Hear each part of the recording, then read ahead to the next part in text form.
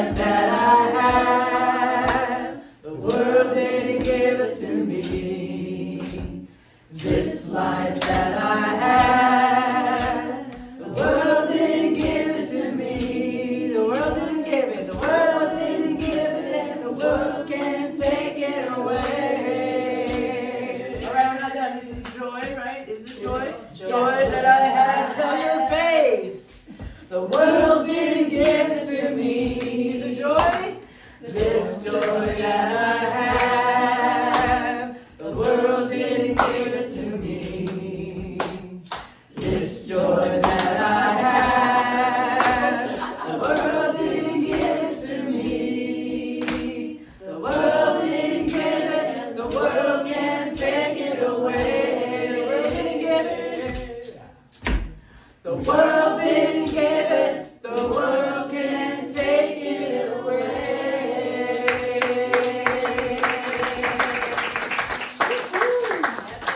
do you believe it? Yes. Do you believe it? Yes. Yeah? Do you think those players out there that are going to play the Super Bowl today, do you think they have to believe it in order to play their best game? Absolutely. Yes. That's right? And every day right now, at least for me, is like a Super Bowl of life. I feel like I'm getting up and it's the most important day of my life. And I don't know if there's going to be a championship ring at the end of the day. And even if there was, what is it going to look like? You know, my jewelry box is full. You need a bigger one. That's you. Love that. Hold my iPad. That's the consciousness. Uh-huh. There you go. Oh, I had this all ready to go. That. So, I have some notes. My name is Linda. And if you haven't, you've all met me. We've all met at one point. So, nice to see you here this morning and welcome. I want to talk to you a little bit about trusting the glow. And I plan to give you a little bit my opinion about trusting the glow, and then I'm hoping that we can chat a little bit about what it means for you to trust the glow. So that's our theme today. Our topic is trusting the glow. And in Science of Mind, this glow is the inner light of spirit. I'm really struggling with this music sound. Can I help you? It screws at the bottom so you can anchor it. Oh, there we go. I think there we go. Thank you. All right.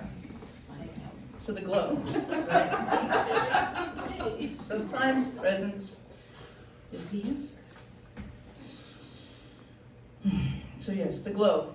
It's the steady presence that it guides us. It's the joy that we have. It's the love. It's the light that the world didn't give us and that the world can't take it away. That's the glow. That's the glow. And the love and the light and the joy, to me, those things are just containers with which for me to show up in the world.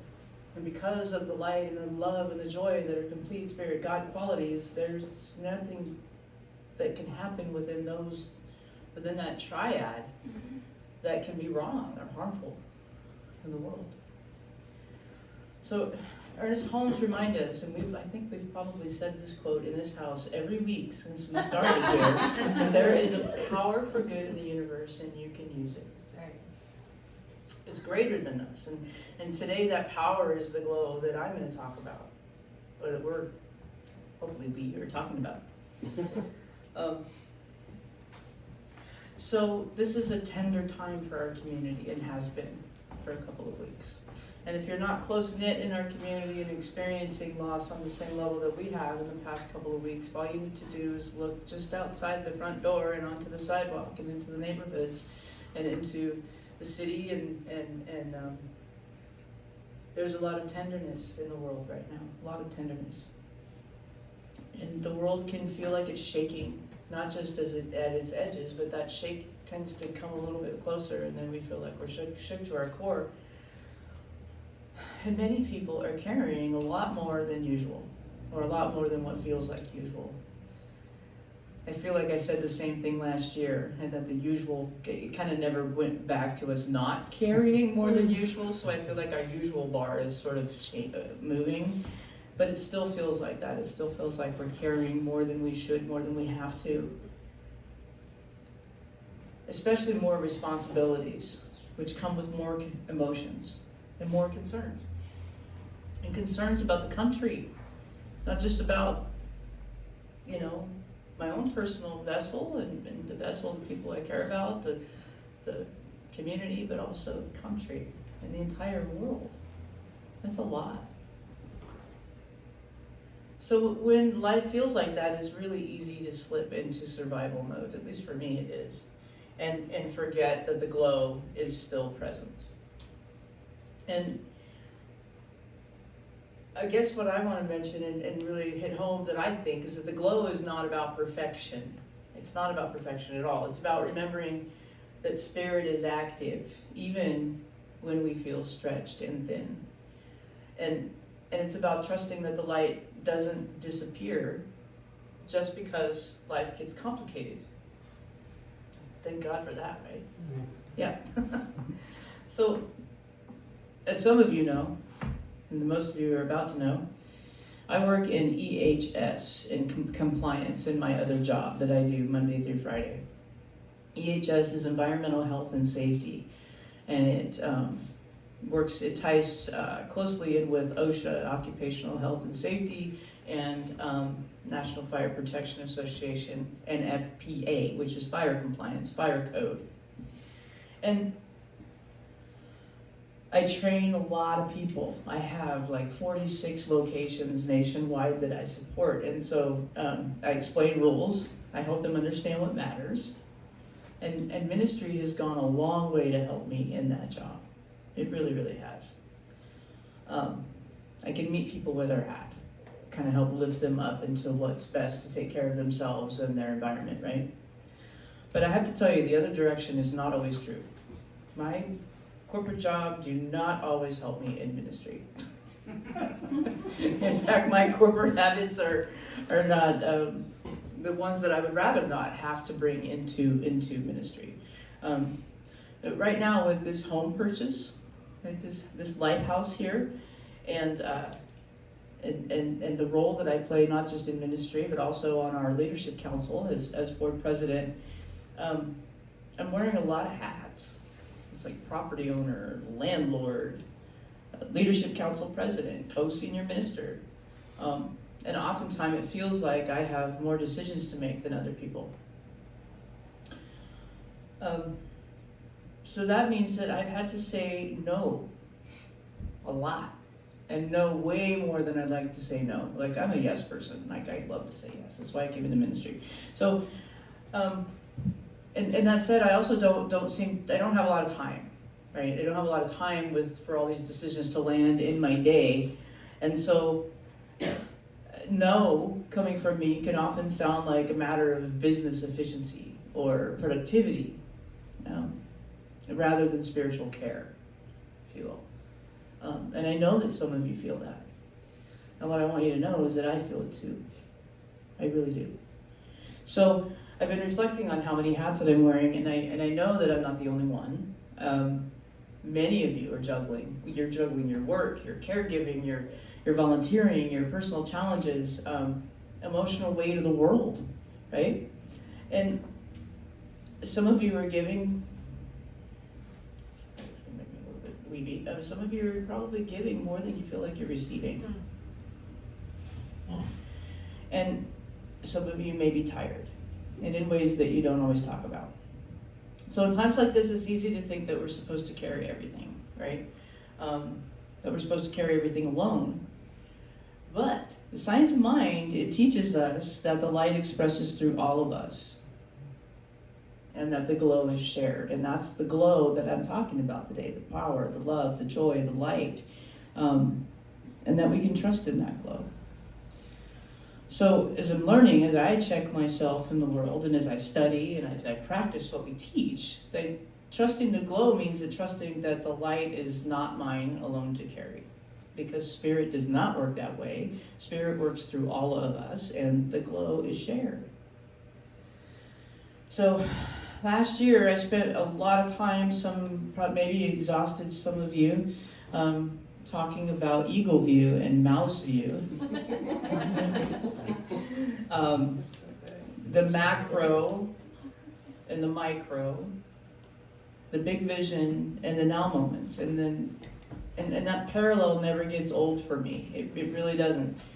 In Mouse View, it's when we're down in the details. It's the bills, the schedules, the news cycle, the stress, the grief, the who's doing what, and why isn't this done yet? And Mouse View is very, very real.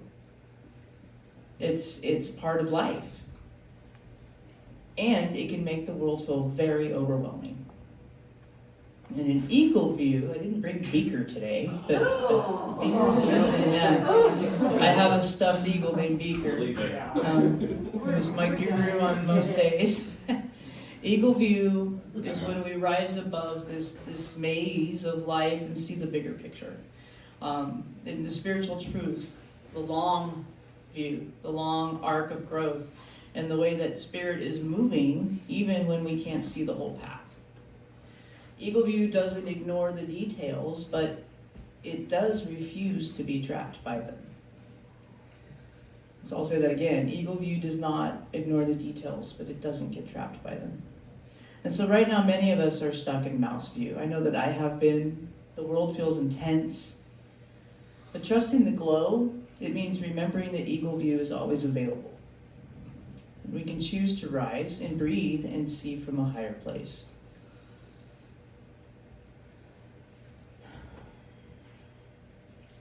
Just let that breathe a minute. I've also talked about the maze of life. I have this theory, maze, right? I'm sure I'm not the only one, but when we consciously move through like a corn maze, you ever been around Halloween and you see, does anybody else think that that's just kind of weird, corn maze? Yeah, anyway, when I was writing this, I'm like, see, this is why adult distraction patterns really matter. It does, because I can begin a training with those 46 locations and start thinking about the way corn maze is spelled, and it derails. So it's the human in me. Yes, it's here. It exists. The human. Corn maze. When I'm stuck in a corn maze, I know that that's really weird. I know that when I run into that bale of hay that's in my way, oh, now we're going to have a poem. Oh no, don't send me home with that. Mouse The beef View. truffle. Mouse in the building. Okay, we're going to take a deep breath. Take a deep breath. Take a deep breath. I'll go. This joy that I have, the minister didn't give it to me, and the minister cannot take it away. You all hear that? Take that with you. When I get stuck in a corn maze, I don't panic when I run into the bale of hay, because I know there's a way out. I know I'm going to find it. In fact, I even know that's the whole point of me entering the maze to begin with, was to run into bales of hay and have fun and then find my way out. And so,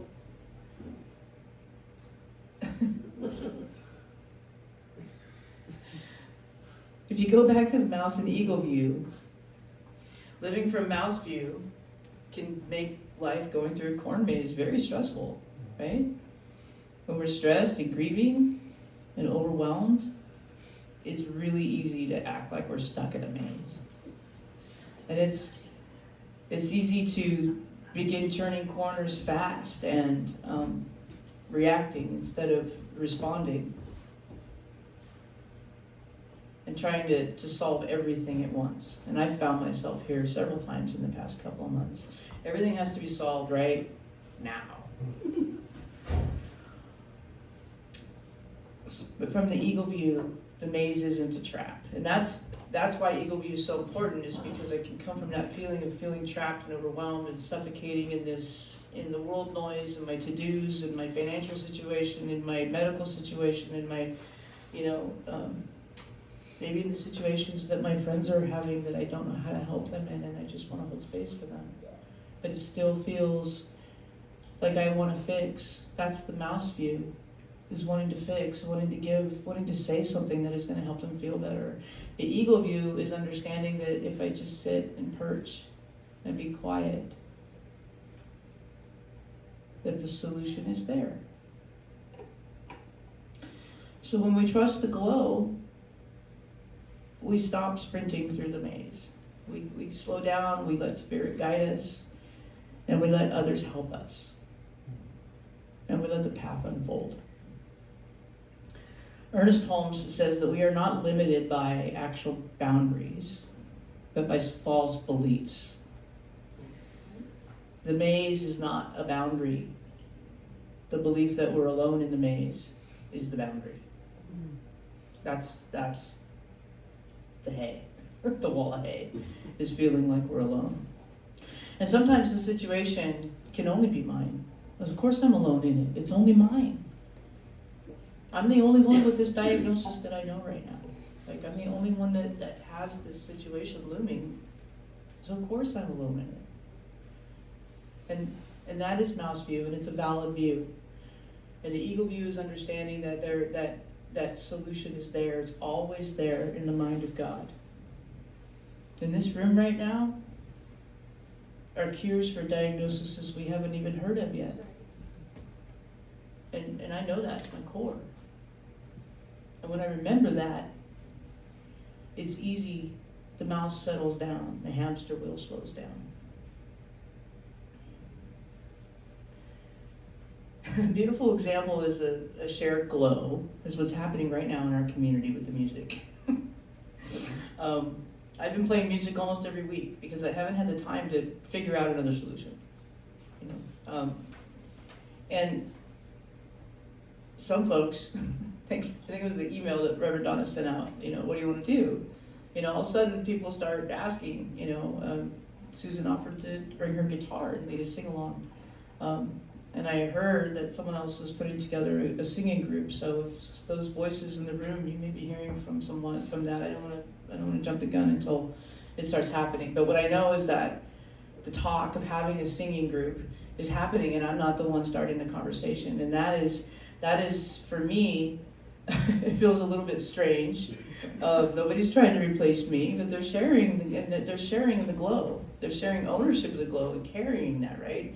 And so it feels odd sometimes when others step into the role that I have been in, but that doesn't mean that they're stepping into it like 100%. It just means that they're helping, right? And that's great. That's growth. That's community. That is ownership. Those are the things that we want to see happen at the lighthouse, and see the light expanding. That's right. And I didn't have to make any of that happen. I didn't. In fact, God made it happen. So this is a place, our lighthouse, where we share the light. And not one piece of our glow is meant to be held by any one person. So trusting in the glow, and here's the deeper truth of all of this, is that it doesn't mean saying yes to everything. It means that trusting every no creates space for a deeper yes. And sometimes the yes is mine, sometimes the yes belongs to someone else, and sometimes the yes belongs to the whole community. And in a world that feels chaotic, in our country and in our neighborhoods, and in our own hearts, trusting the glow means remembering that the light doesn't disappear just when things get hard. It means that remembering the lighthouse is more than a building. It's a symbol of guidance and of steadiness and shared illumination. So today I'm trusting in the glow of you. Each of you here, each of you listening as part of our community, I'm trusting the glow in the lighthouse, the place that keeps calling. It keeps calling us into shared leadership and shared responsibility and shared joy. And we don't have to be perfect. We just have to keep turning toward the light. So my question to you then is, in a few words, what part of your inner glow are you choosing to trust this week? What part of your inner glow The words should be this glow that I have.